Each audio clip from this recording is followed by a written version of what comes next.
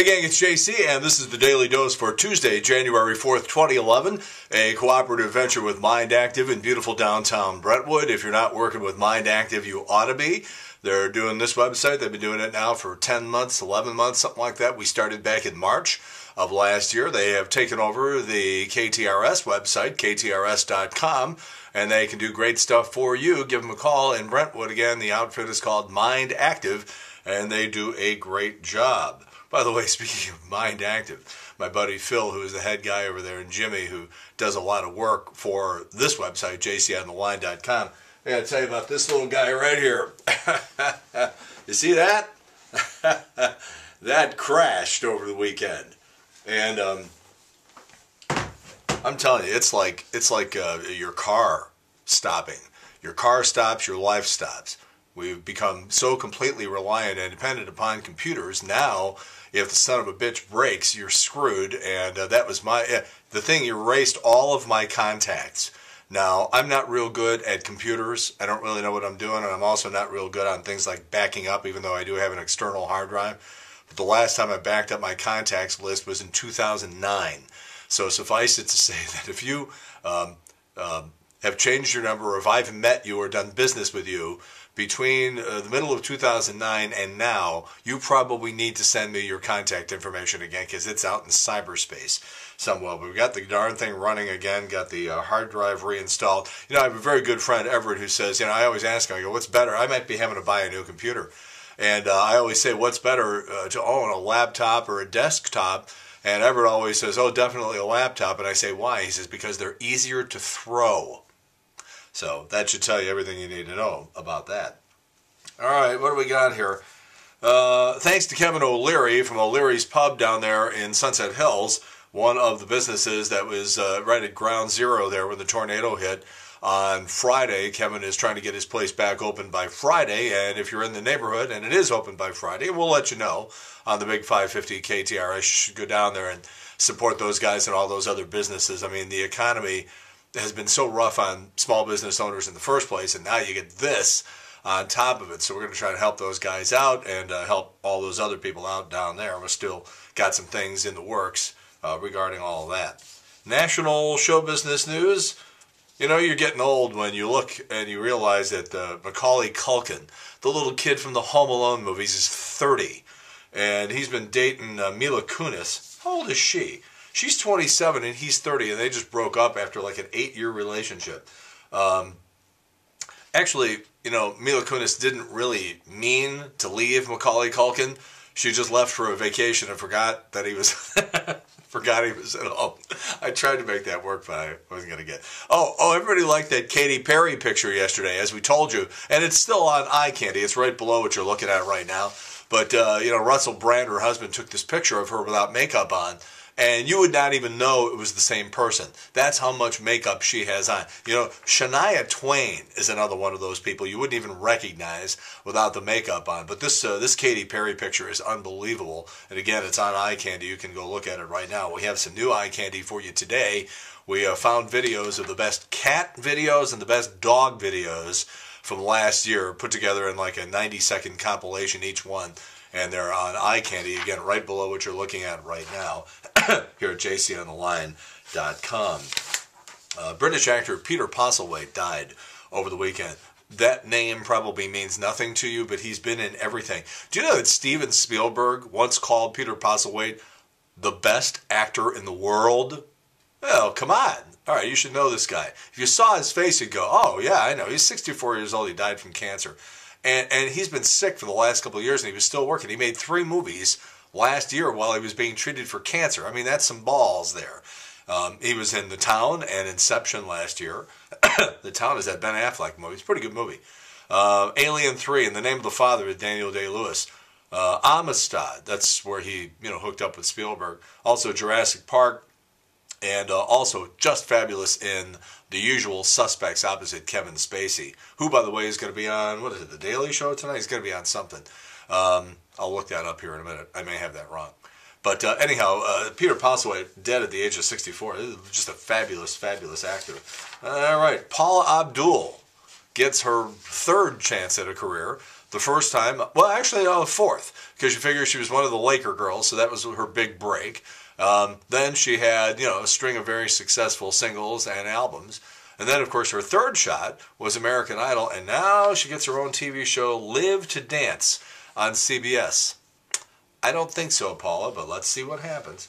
Where's that? Eva Mendes, Queen Latifah, Kevin Spacey, and Jimmy Fallon tonight. Okay, that's where you're going to find Kevin Spacey. And he's going to be pushing Casino Jack, which opens on Friday. This is filmmaker George Hickenlooper from St. Louis.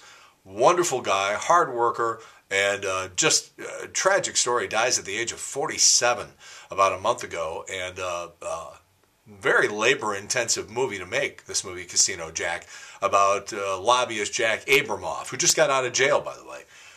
Very, very good movie. I like it a lot, and I'm going to watch it again because Eric Mink's been fighting with me about this movie. He says the more he thinks about it, and I think he watched it for a second time, and he says the more he pays attention to the movie, the less he likes it. And I find that hard to believe because that was on my list of top 5 favorite movies for the year. Now, I will tell you that John Lovitz is in this movie, and he's horribly miscast.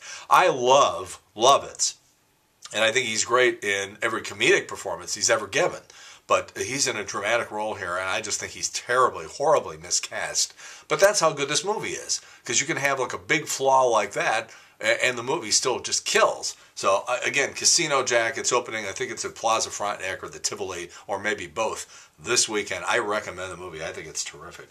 For all the talk that there's been about the death of American television, and there's no question that the numbers keep going down every year, pretty much every year. I mean, 20 years ago, the major networks had something like, 93% of the American people watching on a regular basis. And now it's down in, I think it's in the 60s somewhere in terms of percentage. By the same token, with all the talk of YouTube and Netflix and iPads and Hulu and smartphones and iPhones and all that sort of stuff, in 2010, Americans watched the most TV in history. An average of 34 hours per person per week. And for the first time that I can remember, total viewing actually went up 1%. So what's going on there? All right. What else?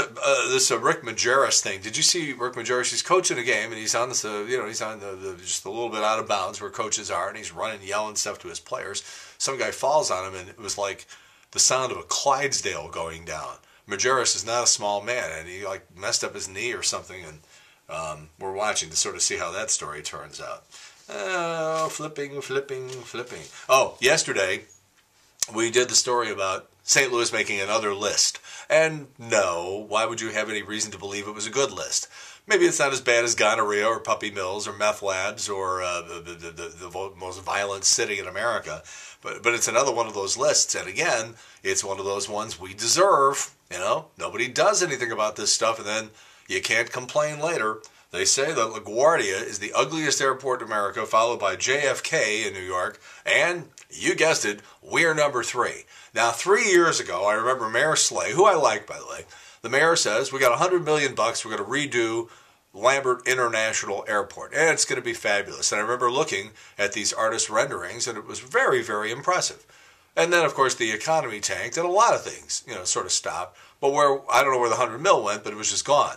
So then, I don't know, this might be a year and a half ago, they said, I distinctly remember, it was about a year and a half ago, because they said we didn't get the 100 mil to redo the whole airport, but what we're going to do is we got 20 million, and we're going to make the airport nice and pretty, it's going to look gorgeous, and by the way, we hope to have it all ready in time for the national media descending upon St. Louis for the Major League Baseball All-Star Game. Well, that was, so this actually was probably 2 years ago then. Well, nothing's happened. I mean, they're throwing a coat of paint on a couple of places and put in a couple of new restaurants, and that's about it. It ain't good enough. St. Louis has an ugly airport, and it's going to continue to make that list because everybody who passes through, thank God we're not a hub anymore, and not as many people have to see the darn thing. But when you stop to think about it, okay, somebody gets off the airport in St. Louis. What's your first impression of a city when you fly in?